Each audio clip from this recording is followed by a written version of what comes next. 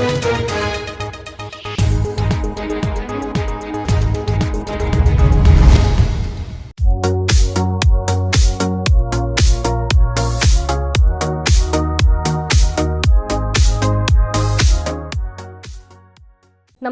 आप देख रहे हैं मिरर मीडिया। मैं हूं सुचिस्मिता।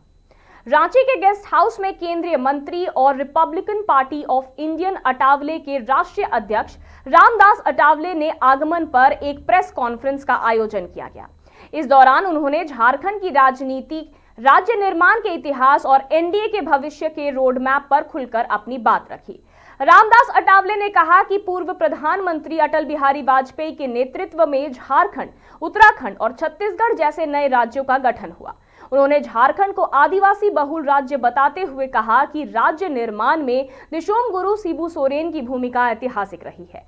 केंद्रीय मंत्री ने प्रधानमंत्री नरेंद्र मोदी के नेतृत्व में 2014 के बाद हुए विकास कार्यों का भी जिक्र करते हुए कहा कि आज केंद्र सरकार की योजनाओं का सीधा लाभ आम लोगों तक पहुंच रहा है और भ्रष्टाचार पर प्रभावी रोक लगी है। इस मौके पर रिपब्लिकन पार्टी ऑफ इंडिया की झारखंड प्रदेश इकाई की नई कमेटी की भी घोषणा की गई। अटावले ने भरोसा जताया कि नई टीम सामाजिक न्याय और राज्य के विकास को मजबूती देगी। ये दौरे पर as a social justice and empowerment MOS के नाते और नेशनल प्रेसिडेंट ऑफ आरपीआई के नाते मैं आज यहाँ रांची में आया हूँ। और ये स्टेट जो है, स्टेट ट्राइबल बहुल एरिया का स्टेट है। यहाँ कम से कम 26% से ज्यादा लोग ट्राइबल रहते हैं और शेड्यूल कास्ट के लोग 13% इधर है। तो इस स्टेट के बारे में हमें बहुत बड़ा रिस्पेक्ट है और इस स्टेट के लिए झारखंड मुक्ति मोर्चा के नेता शिबू सोरेन, इन्होंने बहुत बड़ा आंदोलन खड़ा किया था और पहले पूरा झारखंड अभी जो बना है वो पूरा बिहार में था। लेकिन अनेक लोगों ने, यहाँ रहने वाले सभी लोगों ने अलग झारखंड के लिए बहुत बड़ा संघर्ष करने के बाद माननीय अटल बिहारी वाजपेयी जब 1998 में प्राइम मिनिस्टर थे, तब उन्होंने 3 स्टेट बनाए थे, झारखंड, उत्तराखंड और छत्तीसगढ़। मध्य प्रदेश से छत्तीसगढ़ बना था, यूपी से उत्तराखंड बना था और बिहार से झारखंड बना था। तो ये स्टेट बनाने में मतलब शिबू सोरेन जी का बहुत बड़ा योगदान रहा है। तो जो हमारी नरेंद्र मोदी जी की सरकार है, ये सरकार ट्राइबल कम्युनिटी को, शेड्यूल कास्ट कम्युनिटी को, ओबीसी कम्युनिटी को, इतना ही नहीं तो सभी माइनॉरिटीज हो या जनरल कैटेगरी के लोग हो, सबका साथ, सबका विकास की भूमिका नरेंद्र मोदी सरकार की है। और मैं नरेंद्र मोदी जी के सरकार में तीसरी बार मैं सोशल जस्टिस एंड एम्पावरमेंट का मैं एमओएस हूँ। वैसा मेरी पार्टी का एक भी लोकसभा में मेंबर नहीं है, लेकिन महाराष्ट्र में रिपब्लिकन पार्टी ऑफ इंडिया के सपोर्ट से 2014 के चुनाव में मैं बीजेपी के साथ में आया था। उसके पहले मैं 3 बार लोकसभा में मैं मेंबर था और तब मैं कांग्रेस पार्टी के अलायंस में था। लेकिन 2014 में मैं बीजेपी के साथ आया। लेकिन मुझे याद है कि जब 2004 में जब यूपी की सरकार बनी थी, तो यूपी की सरकार में शिबू सोरेन जी, ये भी वहाँ मंत्री थे, कोयला मंत्री या और भी उनका डिपार्टमेंट था। तब से मेरे उनके साथ बहुत ही नजदीकी संबंध थे। मैं शेड्यूल कास्ट से था, वो शेड्यूल ट्राइब से थे। तो बाबा साहब अम्बेडकर जी ने एससी हो, एसटी हो, ओबीसी हो या सभी वर्गों के लिए, सभी जातियों के लिए संविधान में मतलब उनको न्याय देने की भूमिका रखी है। जो भी भारत का नागरिक है उसको उनका अधिकार मिलना चाहिए। रोटी, कपड़ा और मकान ये संवैधानिक हक है, अधिकार है और हर आदमी को वो अधिकार देने की जिम्मेदारी जो भी सत्ता में आते हैं उन्होंने उनको देने की आवश्यकता है। तो जिस तरह कांग्रेस पार्टी के राज में भी काम चलता था, लेकिन मुझे कांग्रेस पार्टी का भी अनुभव है कि मैं उनके साथ भी मैं रहा हूँ। लेकिन कांग्रेस पार्टी के टाइम पर सोचकर निर्णय नहीं होते थे। डेवलपमेंट जितना गतिज होना चाहिए उतना नहीं होता था, कुछ भी नहीं होता था ऐसा हम नहीं बोलते हैं, लेकिन सोच कर निर्णय नहीं होते थे। लेकिन जब मैं नरेंद्र मोदी जी के साथ में आया तो 2014 से मैं देख रहा हूं कि देश का डेवलपमेंट बहुत तेजी से हो रहा है। करप्शन को रोकने का काम नरेंद्र मोदी जी ने किया, और कांग्रेस पार्टी के टाइम पर 2G कैपिटल घोटाला है, कोयला घोटाला है, और कॉमनवेल्थ घोटाला है, या ऐसे अनेक घोटाले नरेंद्र मोदी जी ने लोगों के सामने रखे कि भाई कांग्रेस पार्टी ने इतना बड़ा भ्रष्टाचार किया है। और राजीव गांधी बोलते थे कि जो हम 100 रुपया जब मंजूर करते हैं उसमें से 15 पैसा ही नीचे जाता है। मतलब 85% नीचे पैसे नहीं पहुंचते हैं। तो उस वक्त का करप्शन काफी तेजी से चलता था।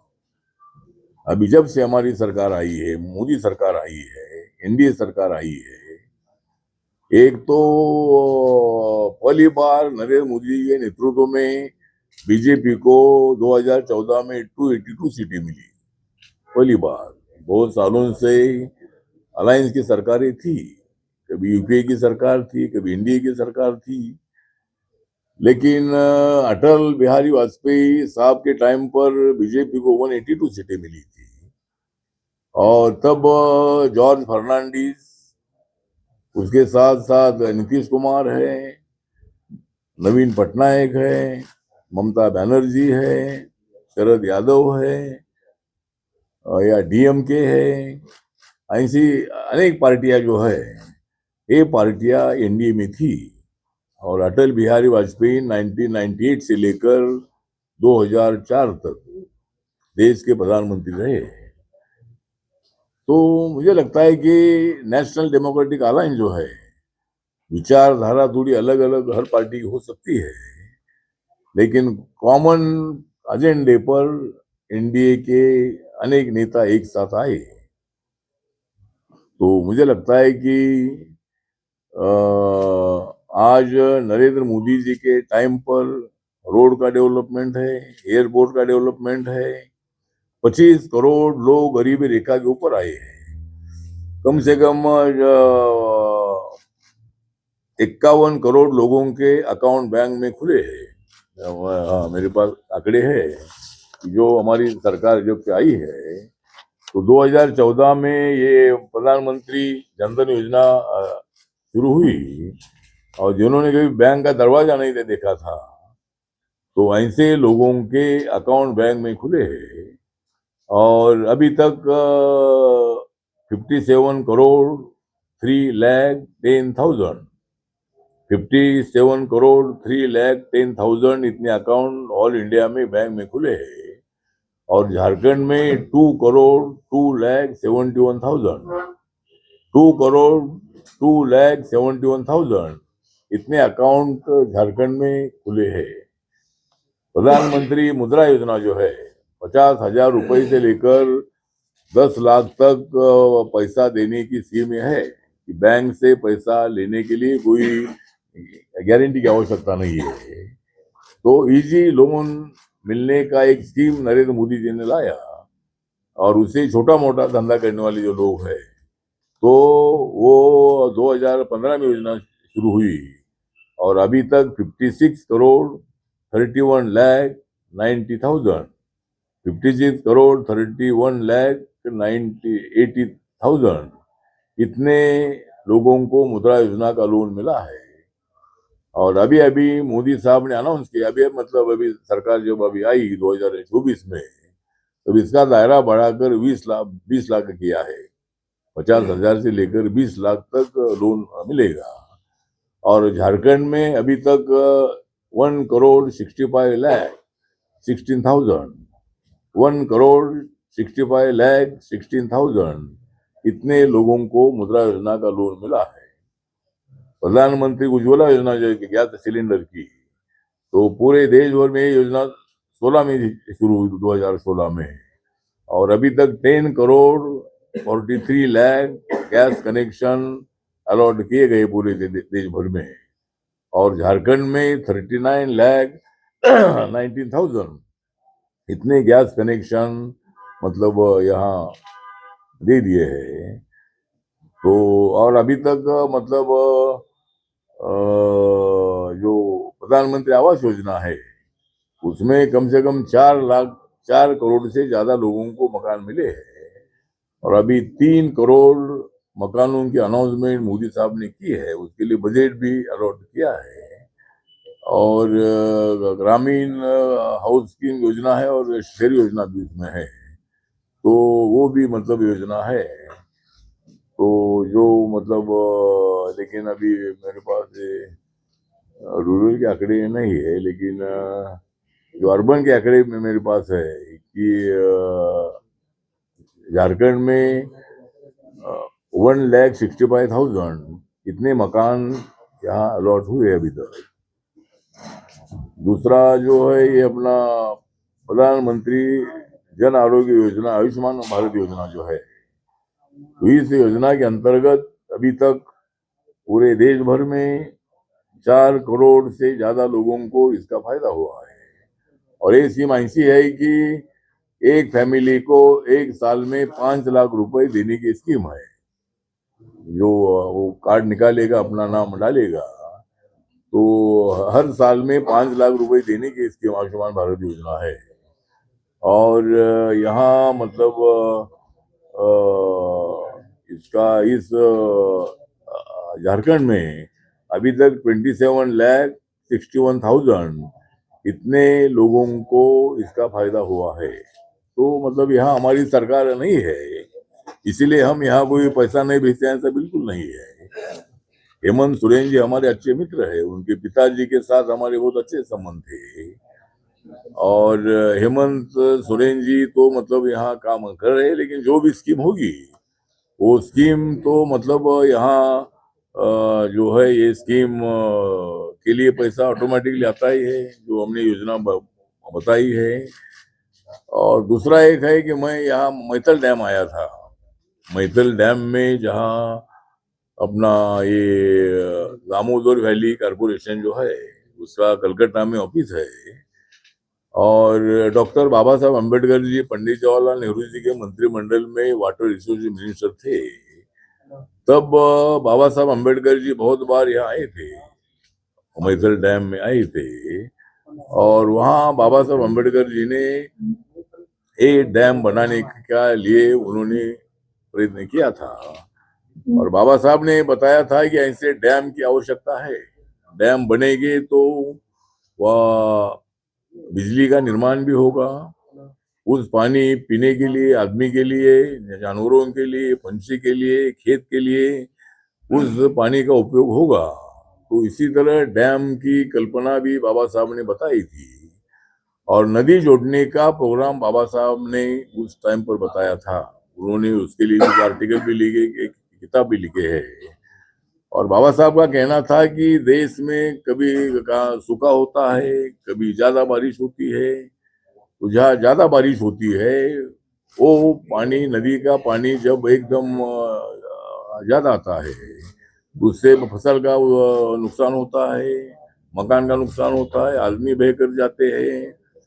तो वो पानी अगर ज्यादा बढ़ता जाएगा तो ऑटोमेटिकली जहाँ कम बारिश हुआ है उस दूसरे नदी में वो पानी जाएगा, फिर ये भी नुकसान नहीं होगा। और समुद्र में जाने वाला पानी जो है वो अपने पास ही रहेगा, तो उसका फायदा मतलब जहाँ सूखा होता है वहां भी एग्रीकल्चर अच्छा होगा। तो ये बाबा साहब की कल्पना थी, लेकिन कांग्रेस पार्टी के जमाने में नदी जोड़ने के प्रोग्राम पर ध्यान नहीं दिया है। अभी हमारी सरकार ये आने के बाद, एनडीए सरकार आने के बाद नरेंद्र मोदी जी ने नदी जोड़ने के प्रोजेक्ट को पूरा सहयोग देने का निर्णय लिया है, और नदी जोड़ने के प्रोग्राम के लिए बहुत सारा पैसा एक्सपेंडिचर करने का हमारी सरकार का प्रयत्न है। तो इसीलिए मतलब ये झारखंड जो हमारा दामोदर वैली है, ये झारखंड, बिहार और वेस्ट बंगाल के बॉर्डर पर ये पूरे डैम है। तो इस तरह ठीक बात है। तो मैं वहाँ आया था और वहाँ बाबा साहब अम्बेडकर जी के स्टैचू का इनॉग्रेशन भी हुआ था 3 साल पहले। हाँ, 2 साल पहले। और वहाँ बाबा साहब के प्रतिमा का इनॉग्रेशन मेरे हाथ से हुआ था। मुझे वहाँ दामोदर वैली कारपोरेशन ने बुलाया था और हमने मांग किया था कि बाबा साहब का स्टैचू उधर होना चाहिए। लेकिन और भी हमारी मांग ऐसी है कि ऑफिस में तो स्टैचू लगाया है, लेकिन हमने ये सुझाव दिया था कि जो जहाँ डैम है तो वहाँ सामने जो पहाड़ है, यहाँ से हम जाते हैं तो पहाड़ ऐसा सामने है, तो टापू है सर, डैम में हाँ टापू है। तो वहाँ बाबा साहब का स्टैचू बिठाने का आश्वासन दामोदर वैली ने दिया था। तो ऑफिस में तो बिठाया, बहुत अच्छी बात है, लेकिन वहाँ भी वो बाबा साहब का बड़ा स्टैचू जो ब्रॉन्ज का होता है, ऐसा स्टैचू बिठाने की मांग आज भी हमारी है। मैं दामोदर वैली कारपोरेशन के मैं संपर्क में हूँ और वहाँ जो पावर मिनिस्ट्री है, पावर मिनिस्ट्री के साथ भी मैं संपर्क करके वहाँ एक बड़ा बाबा साहब का स्टैचू होना चाहिए, क्योंकि बाबा साहब के माध्यम से मतलब वो स्टैचू वहाँ वो डैम बने हैं।